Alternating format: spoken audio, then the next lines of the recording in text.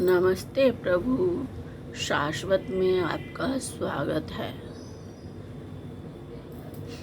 आप कहते होंगे कि ये बार बार शाश्वत क्यों कहती है। शाश्वत मैं इसलिए कहती हूँ कि शाश्वत जो है वो पहले भी था, आज भी है और कल भी रहेगा। तो शाश्वत के माध्यम से ही मैं अपना संदेश भेजती हूँ। तो इसमें जो है हमारे प्रभु का स्वरूप कैसा है, बालपन में कैसा है, सुनिए। किसी ने लिखा था, काली काली अलकन के पर्दे क्यों डाले, हमें जिंदा रहने दे ऐ मुरली वाले।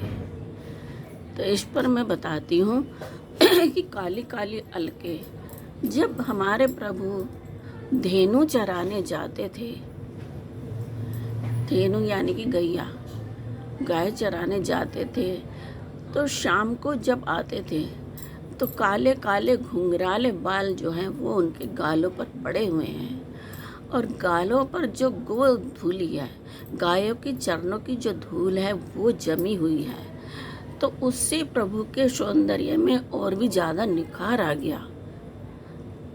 तभी किसी ने कहा है कि काली काली अलकन के पर्दे क्यों डाले। तो उससे प्रभु जब गायों के बीच में चलते हैं तो उनकी छवि अलग दिखाई देती है, हमारे कृष्ण कन्हैया की, हमारे गोपाल की, हमारे धेनु चरैया की, हमारे नंदलाल की। इसलिए उनका नाम धेनु चरैया भी है। जब शाम को गोधूली का टाइम होता था, गोधूली यानी कि जब वो गायों को लेकर के आते थे, तब उनका स्वरूप और भी सुंदर हो जाता था। सौंदर्य की क्या मैं बखान करूं, उनके सौंदर्य तो कोई बखान कर ही नहीं सकता। हमारे प्रभु का स्वरूप ऐसा ही है, हाथों में मुरली है, माथे पर मोर मुकुट है, और गालों पर काली काली अलके पड़ी हुई, काली काली यानी कि घुंघराले जो बाल हैं उन पे गोधूली जमी हुई है, उसको बोला गया है काली काली अलके।